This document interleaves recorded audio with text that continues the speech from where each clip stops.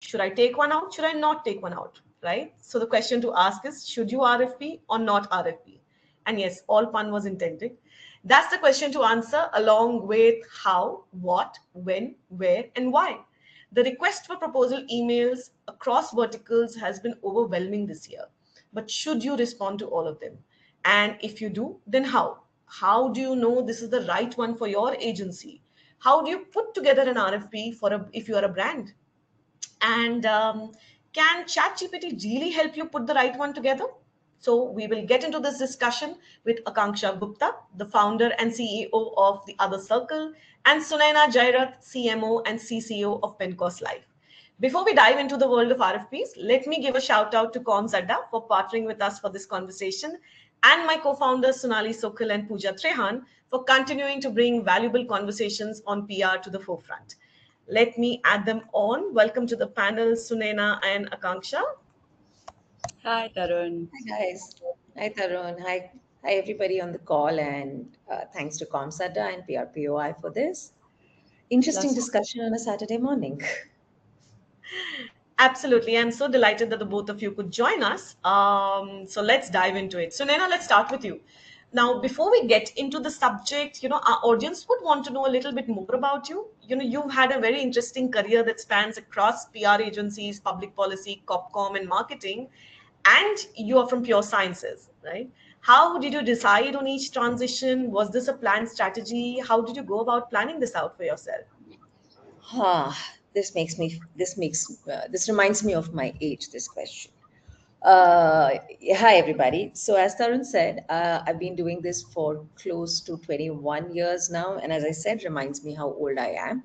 But I think for me, it's truly happened. Man proposes, God disposes. I'm a pure science student. I prepared for medical, got into some colleges, but then realized that I really wanted to be financially independent, hence wanted to start earning as early as possible.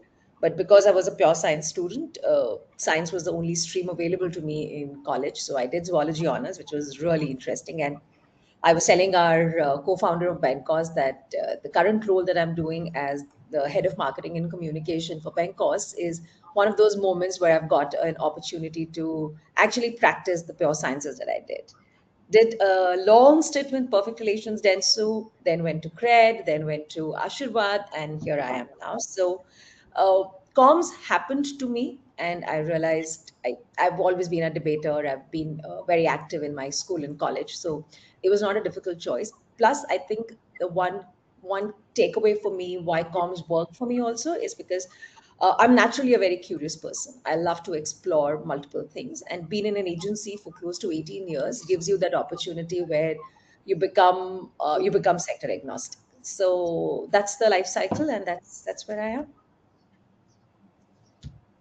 That's fantastic.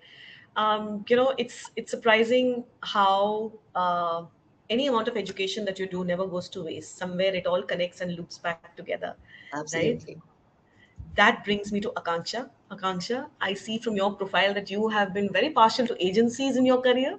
Is that what inspired you to take a bite out of the PR entrepreneurship world? I mean, the pie, and what inspired you to get into this absolutely maddening and crazy world?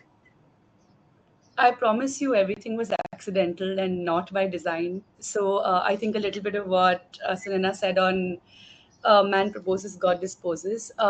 I think my first love has always been writing. I was a very, very shy child way back when, and books were always my thing. I preferred books to people.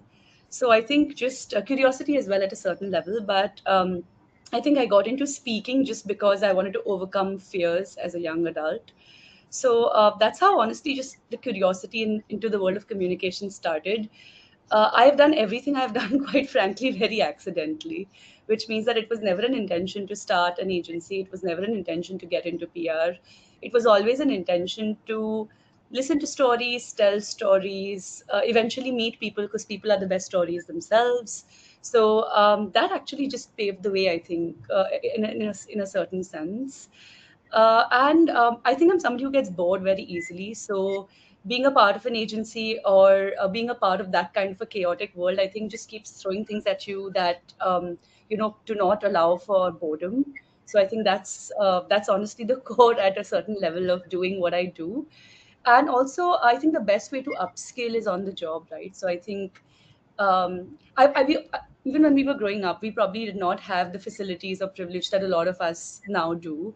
So I think the best way for us, at least my family, to have done better was to earn, थोड़े से पैसे कमाओ और फिर आगे learn करो फिर पैसे कमाओ. So serendipity mixed with accidental entrepreneurship mostly. It's amazing. Over the last 5 or 6 years, I've been speaking to so many PR professionals across verticals, across geographies, and somehow there is one thread of commonality, some threads of commonality, I would say, that run through each of these, very interesting PR professionals who are doing really well in their careers, and still in other threads of commonality that run between, PR entrepreneurs. I think it warrants another discussion and another session for us when we will talk about the accidental CEO versus the planned CEO. Right. So with that, let's get into the discussion, get into the subject of discussion today. What is the right time for a brand to issue an RFP? Let's start with that before we get into, more detailed questions. So Nena, I'd like you to address that first. So, as you said, I've been on both sides of the table. I think at Cred, at Ashirwad, and currently where I am, I think it's a there are multiple ways to look at it. But I think if I give you a short answer, when your top leadership aligns on the need of working with a set of specialists externally, is the right time to go for an RFP. When you are at a stage in your journey where insourcing of expertise, skills, and talent is better for Mm, you because things are changing, you need a lot more. Also, you need a lot more interpersonal relationships, you need a lot more work to be done in house. It's not in your and also budgetary constraints. It's not in your interest to outsource skills, talent, expertise. But when you are at a stage where you know that the in-house talent needs to be supplemented with external expertise, and your brand is at a stage where you need to either expand in multiple geographies, and you can definitely, as a as an in-house person, you can't set up operations everywhere, but you also mm, need core skills. For example, if you're going in for an IPO, if you're going in for a major brand overhaul, so if there is a life moment, major life moment in the cycle of a brand or an organization, or you're at a stage where you feel that now to scale up you need external expertise, help, skills, that's when you need to go for an